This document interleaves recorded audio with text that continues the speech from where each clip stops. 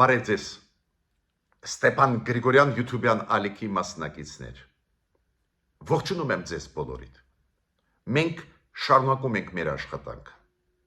Այսօր հունիսի 18-ն է։ Այսօր էլ մենք կխոսենք Իսրայել-Իրան հակամարտության մասին։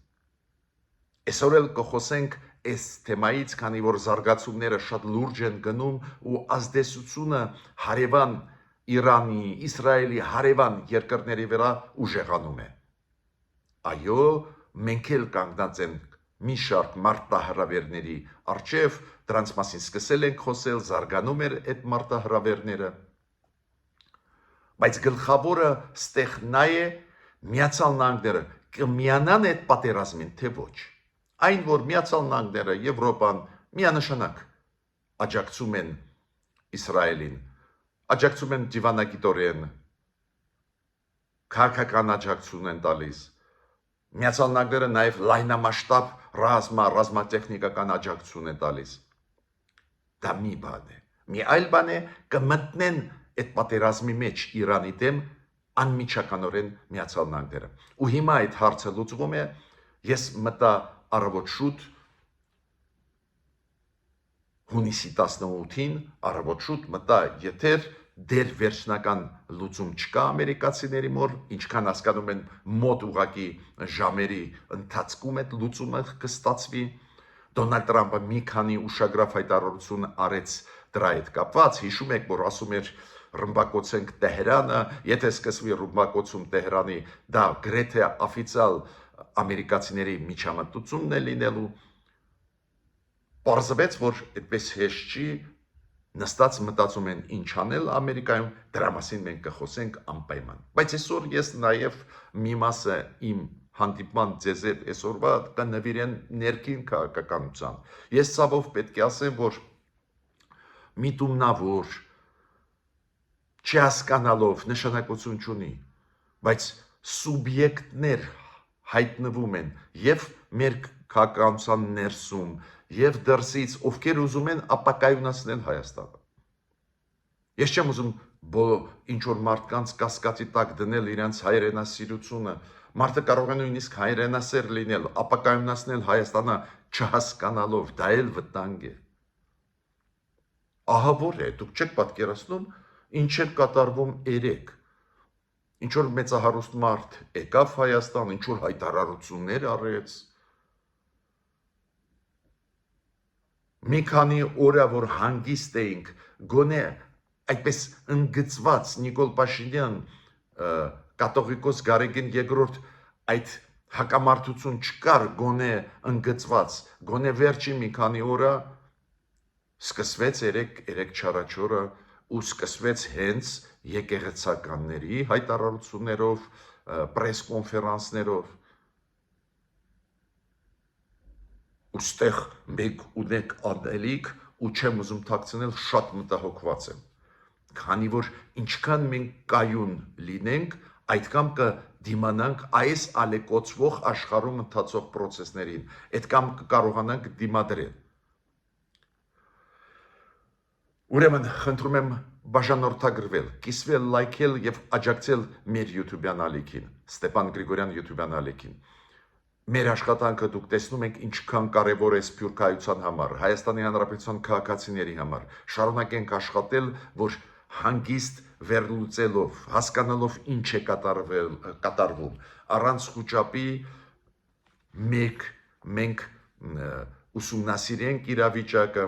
առաջարկություններ առնենք կառավարությանը։ Ուրեմն սկսում եմ այսօրվա աշխատանքը։ Առաջինը ինչ ուզում եմ ասել։ Ֆիքսվեց, որ Նիկոլ Փաշինյանը նախագահ Էրդողան, Թուրքիայի նախագահ Էրդողանի հրավերով կմեկնի Թուրքիա հունիսի 20-ին, 2 օրից հետո։ Մենք կունենանք ժամանակ այս այցելության մասին խոսել, բայց հիշում եք, ես երեք ակնարկ արեցի, որ քանի որ Թուրքիայում գտնվում է Հայաստանից փոխարտգործնախարարի մակարդակով պատվիրակություն ու հանդիպելա Թուրքիայի փոխարտգործնախարարի մակարդակի պատվիրակության հետ, ուրեմն ինչ որ բան պատրաստվում է, ուրեմն մոտ ժամանակներս կարող է լինել ավելի բարձր մակարդակի հանդիպում։ Նու պարզ է իմ ակնարկն է կամ Արարատ Միրզոյանը կմեկնի Թուրքիա կամ Նիկոլ Փաշինյանը։ Պարզվեց ամենաբարձր մակարդակով հրավիրվեց Հայաստանը Թուրքիա, Էրդողանը հրավիրեց Փաշինյանին։ Մենք կարող ենք քննարկել պետք չէ, բայց եթե դուք ուշադիր նայեք Նիկոլ Փաշինյանի քաղաքականությանը, այս քաղաքականությունը միտված է նրան, որ բոլոր հարևանների հետ կառուցել հարաբերություններ։ Դժվար է, մենք տեսնում ենք ինչքան դժվար են գնում բանակցությունները Ադրբեջանի հետ, ինչքան դժվար է համոզել Թուրքիան բացել սահմանը Հայաստանի հետ, բայց որ ճիշտ է ճանապարհը փորձել հարևանների հետ հարաբերությունները հաստատել, դա միանշանակ ճիշտ է։ Նորից կրկնում եմ, մենք էլ, դուք էլ, ես էլ, մենք բոլորս միամիտ չենք, հասկանում ենք, որ կարող է ոչ մի բան չստացվի, բայց որ փորձես գնաս այս ճանապարհով, դա ճիշտ է, միանշանակ է դա ինձ համար։ Ուրեմն նայենք արդյունքները այս այցելության, անպայման այս այցելության հետ կապված մենք քննարկումը կշարունակենք, բայց ինչ եմ ուզում ասել։ Ես տեսնում եմ այդ պրոռուսական մեր պրոքսիները, պրոռուսական ուժերը քննադատում են դավաճանություն, գիտեք, դա զարմացնում է ինձ։ Աշխարհում ուղղակի չեն հասկանում, երբ որ ասում ես, որ հարևանի հետ գոնե չես փորձում լեզու գտնել։ Ինչքան էլ չես հասկանում, որ քո հարևանը, չգիտեմ, կոնստրուկտիվ չի եւ այլ եւ այլ։ Հիմա անցնում ենք այսօրվա գլխավոր հարցին։ Ուրեմն շատ հետաքրքիր զարգացումներ են գնում, բարդություններ հարևանների հետ, Իրանի, Իսրայելի հարևանների համար, մենք խոսել ենք դրա մասին, գիտեք, օդը Իրանի փակ է, Իսրայելի օդը փակ է, ավտոմատ դա մարդկանց համար հազար մի խնդրեմ է առաջացնում, բայց հետաքրքիր է, որ Հայաստանը դառնում է երկիր, որը օգտակար կարող է լինել տարբեր ժողովուրդներին։ Օրինակ, Հնդկաստանի արտգործնախարարը, երբ որ խոսում էր Հայաստանի արտգործնախարարի հետ 2 օր առաջ, խնդրում էր նաև այդ թվում, խոսում էր դրա մասին ու խնդրում էր, որ մենք աջակցենք, որ Իրանից դուրս բերվեն հնդիկներ, Հնդկաստանի քաղաքացիներ, նաև այդ թվում ուսանողներ։ Ու 110 հոգի Հայաստանը օգնեց, որ Հնդկաստանին տեղափոխվեն, Իրանից տեղափոխվեն Հայաստան, Հնդկաստանի քաղաքացիներ ու Հայաստանից հետո ինքնաթիռով տեղափոխվեն Հնդկաստան։ Ուրեմն հնդիկները 110 հոգի քաղաքացիներ Հնդկաստանի Իրանից մտան ցամաքով Հայաստան։ Հայաստանը օգտակար է աշխարհի համար, անչափ կարևոր է դա բարձրացնում է մեր իմիջը աշխարհով մեկ։ Նույնը Չինաստանը։ Դուք գիտեք, որ Իրանում Չինաստանի դեսպանը հայտարարեց, որ Հայաստանը, Թուրքմենստանը ամենավստահելի ճանապարհներն են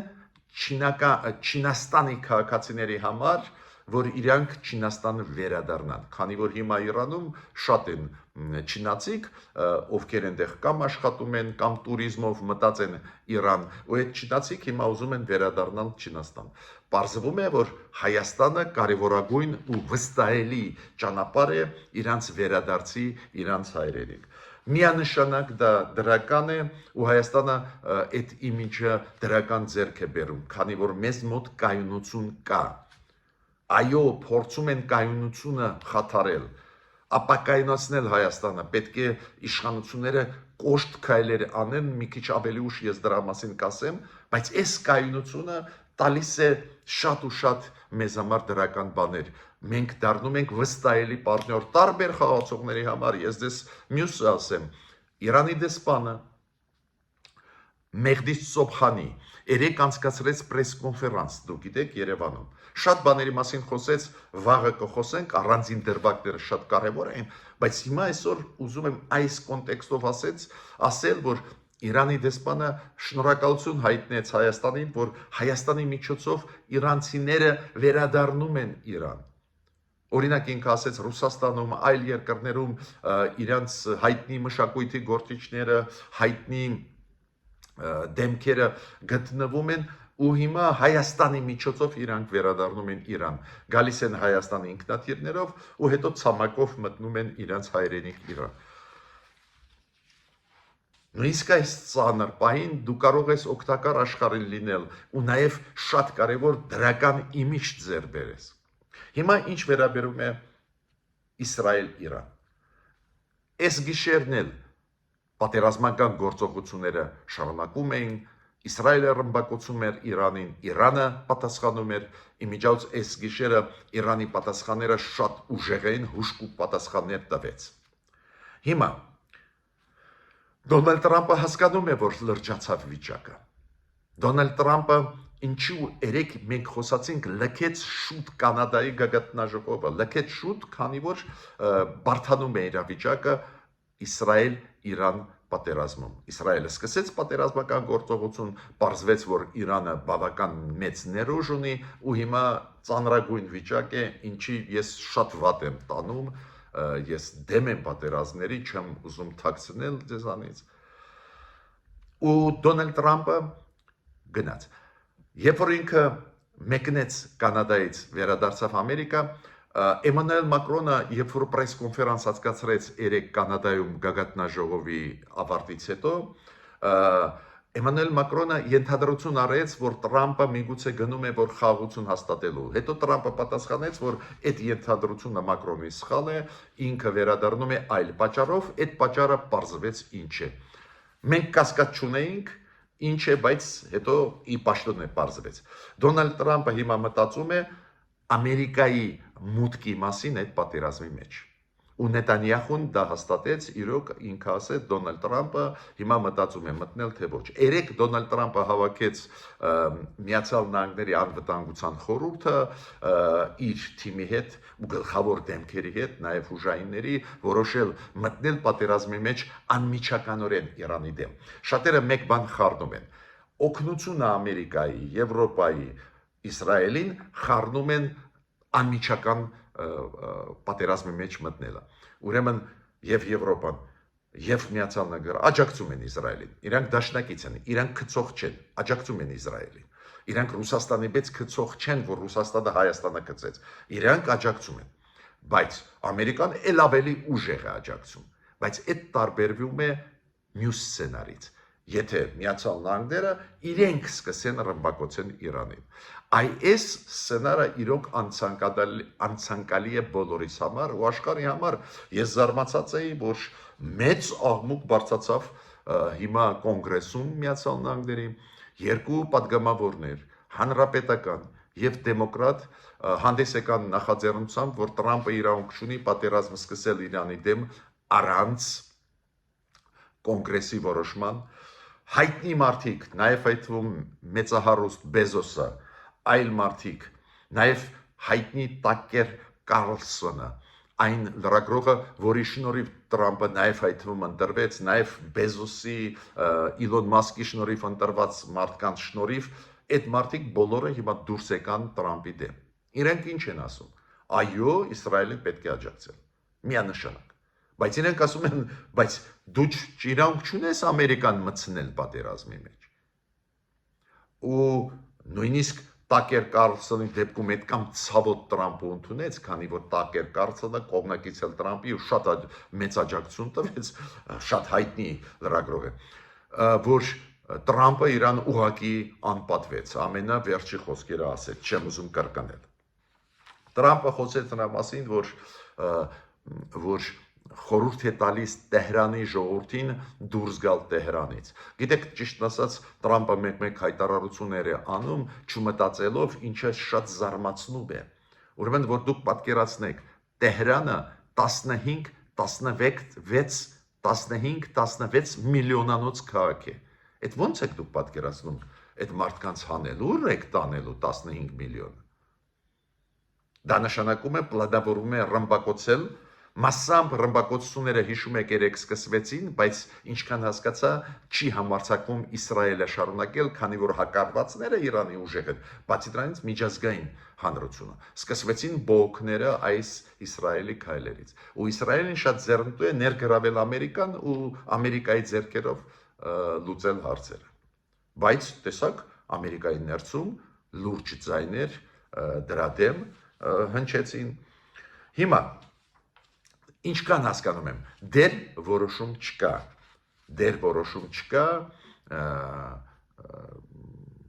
հարվածել Իրանը թե ոչ ամերիկացին մասին է խոսքը։ Ամերիկան դեր որոշում չընդունեց, մտնում է պատերազմի մեջ թե ոչ, Տրամպի մասին է խոսքը, իր թիմի մասին է խոսքը։ Նայենք ինչ է լինելու։ Ես չեմ բացառում, որ այս մեր քննարկման ժամանակ այսօր առավոտ հունիսի 18-ին որոշումը կլինի։ Ես պետք է ասեմ, որ շատ լուրջ մոտեցումներ ցույց է տալիս, ցուցաբերում է Էմանուել Մակրոնը։ Իրոք փայլուն քաղաքական ինքը ֆորմի մեջ է, վիճակի մեջ է։ Փայլուն ինքը ասեց, որ այս միտքը, պարզ է Տրամպը այդ միտքը գագաթնաժողովում Կանադայում ասեց մեծ յոթնյակում, որ Իսրայելը նաև Իսրայելը ու Ամերիկան նաև դնում են խնդիր Այատոլլահ Խոմեյնիին զրկել իշխանությունից։ Իշխանափոխություն կատարեց ու Էմանուել Մակրոնը ասեց դա լրջագույն սխալ կլինի, դա ստրատեգիկ սխալ կլինի, քանի որ ցանկացած հասարակություն, երբ որ դրսից ուզում են իշխանությունը փոխել, կողմն է կանգնում իշխանության, նույնիսկ եթե ատում է այդ իշխանություններին։ Ու Էմանուել Մակրոնը այդ մտքերը ասեց, որ անթույլատրելի է։ Բացի դրանից, ինքը ասեց, եթե լինի լայնածավալ հարձակումներ Տեհրանի վրա, Իրանի վրա շարունակվեն, քաոս կսկսվի, ու դա պարզ է ամբողջ աշխարհի համար հետևանքները շատ լուրջ կլինեն։ Ռուսաստանը ոնց որ միշտ գցում է իր դաշնակիցներին։ Շատերը չգիտեն, որ Ռուսաստանը Իրանի հետ մի քանի ամիս առաջ ստորագրեց ռազմավարական նշանակություն պայմանագիր։ Այդ պայմանագիրը, որը մենք ունենք Ռուսաստանի հետ։ Ռուսաստանը մեզ գցեց, հիմա գցեց Իրանին։ Ոնց գցեց Իրանին։ Հա, հայտարարություն արեց օգուտ Իրանի, բայց այդ պայմանագրի համաձայն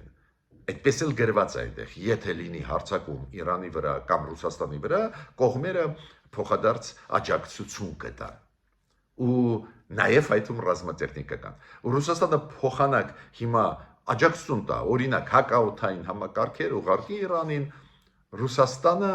ասում է մենք պատրաստ ենք լինել միջնորդ։ Այ ոնց մեզ խաբում էին, միջնորդ մտան, միջդեռ մենք դաշնակից էինք, մեզ պետք է պաշտպանել Ռուսաստանը հարևան երկրի ագրեսիայից, միջնորդ դարձան, ֆրցրեցին, խաբեցին, այն նույն հիմա խաբում են Իրանը։ Բայց ինչ կատարվեց։ 2 օր առաջ, երբ որ հեռախոսազրույց էր Տրամպի Պուտինի միջև, Տրամպը ինչ ասեց. մենք սանկցիաները քո դեմ չենք ուժեղացնի, նույնիսկ կարող է Ղրիմը ճանաչենք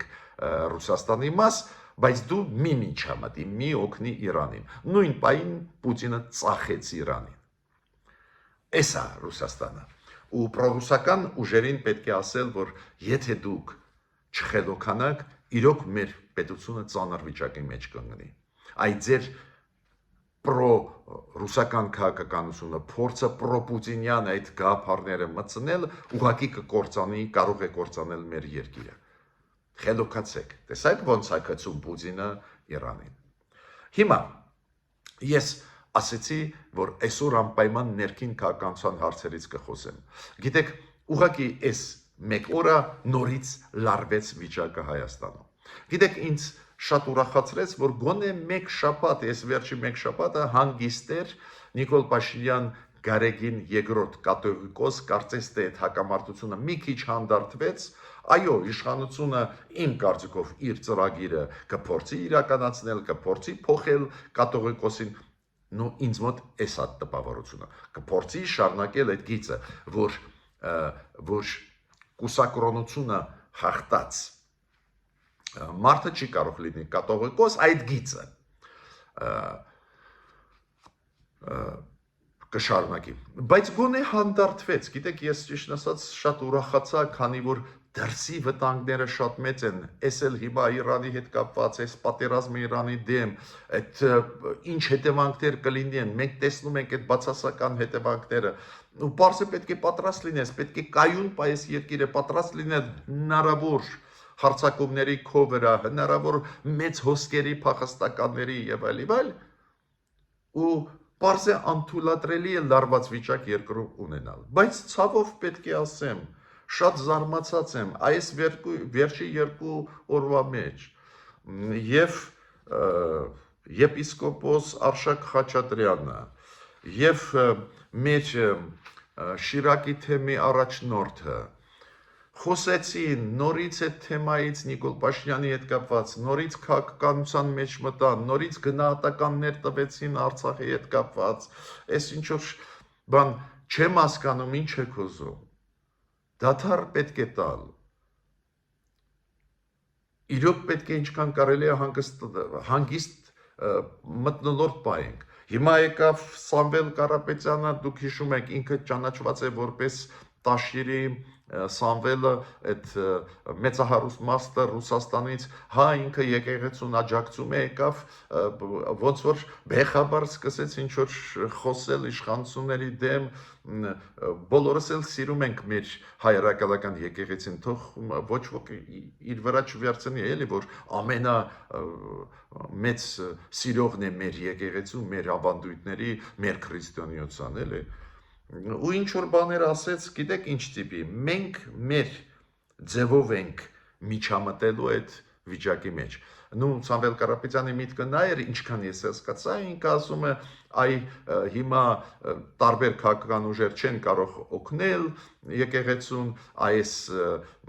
պայքարից իշխանության եկեղեցու դեմ, այ մենք մեր ձևով կլուծենք։ Միտքը դա էր։ Պարզ է Նիկոլ Փաշինյանի չէր կարող չարձագանքել։ Ինքը Նիկոլ Փաշինյանը ասել մենք մեր ձևով կլուծենք այդ հարցը ու կտեսնես ինչ ձևեր կլինեն ու ընդմիշտ կլուծենք այդ հարցը ու մի քանի 3-4 թե 5 գրառում արեց Նիկոլ Փաշինյանը նաև Նիկոլ Փաշինյանը զգուշացրեց կաթողիկոսին ու ինքը ասեց կտրիչ Ներսիսյան դու ասակ որ քո այն Արշակ, դե ինքը Արշակ եպիսկոպոս Արշակ Խաչատրյանի մասին էր ասում, թող վերընկնի տեղը։ Հասկանում եք, ոնց որ միտումնավոր էլի, որ նորից այդ լարվածությունը եկեղեցի իշխանություն նորից վերաթարմացվի ուժեղանա։ Ու ինչով դա ավարտվեց, պարզը եթե մեծահարուստ մարդը սպառնում է իշխանության, էդ էլ պարզվում է, որ Սամվել Կարապետյանը նույնիսկ Հայաստանի քաղաքացի չի, Ռուսաստանի քաղաքացի, եթե սպառնում է, պարզը իշխանությունը իր ատամները պետք է ցույց տա ու պարտավոր է ցույց տա։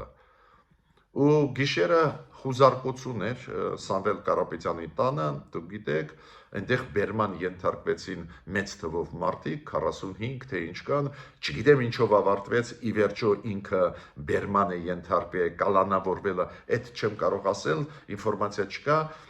բայց Նիկոլ Փաշինյանը նույնիսկ ասեց, «Էս դու ասում ես ձեր ձևերով կլուծենք, այդ ինչի չուլանում պահկվեցիր»։ Նու ինչքան հասկանում եմ Սամվել Կարապետյանին, այդ մարդիկ թույլ չեն տալիս, որ ձերբակալեն, ինքը պահկված է ինչ-որ տանը։ Մայր Աթոր Սուրբ Էջմիածնից հայտարարությունով հանդես եկան Սամվել Կարապետյանի օգտին, Արա Աբրամյանը Մոսկվայից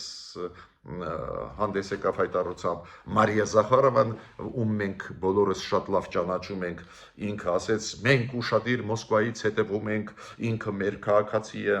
այդ ինչ արհեստական բանով ուզում են ձերբակալել, բայց Մարիա Զախարովա, դու գիտես ինչ գործով ուզում են կալանավորել Սամվել Կարապետյանին կամ Բերմանի ենթարկել, դու գիտես ինչ գործ է, դու կարդացել ես այդ գործը, որ ասում ես նադումանի պրեդլոգի, то есть մոգոնած պատճառներ են, էլի, մենք կաջակցենք իրան,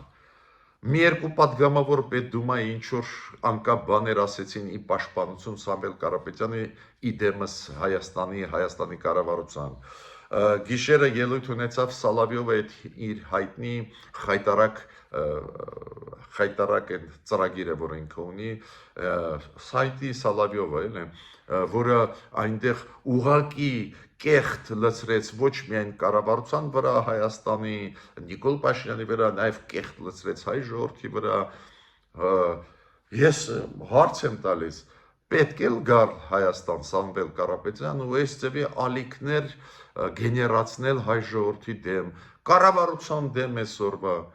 Մեզ դա պետք չի, մեզ հիմա մաքսիմալ կայուն է պետք։ Ի վերջո Հայաստանում 1 տարուց հետո ընտրություններ կլինեն, թող պայքարեն քաղաքական ընդդիմությունը, թող պայքարի, չգիտեմ, ով ուզում է։ Բայց մեզ այդ ապակայունացնող գործոններ պետք չի, ոնց որ միտումնավոր ապակայունացնենք։ Մեզ պետք է այդ Ռուսաստանի հետ այտենց էլ լարված են վիճակը։ Հիմա մեզ պետք է որ այդքան մեծ աղմուկ բարձացավ ու մեր դեմ։ Ալեն Սիմոնյանը ստիպված արձագանքեց, ասեց այս Սալավյոնը այդ վիրավորական հայտարարությունները կառավարության նկատմամբ, ժողովրդի նկատմամբ ու նույնիսկ Ալեն Սիմոնյանը դիմեց ռուս պատգամավորներին, որ արձագանքեն։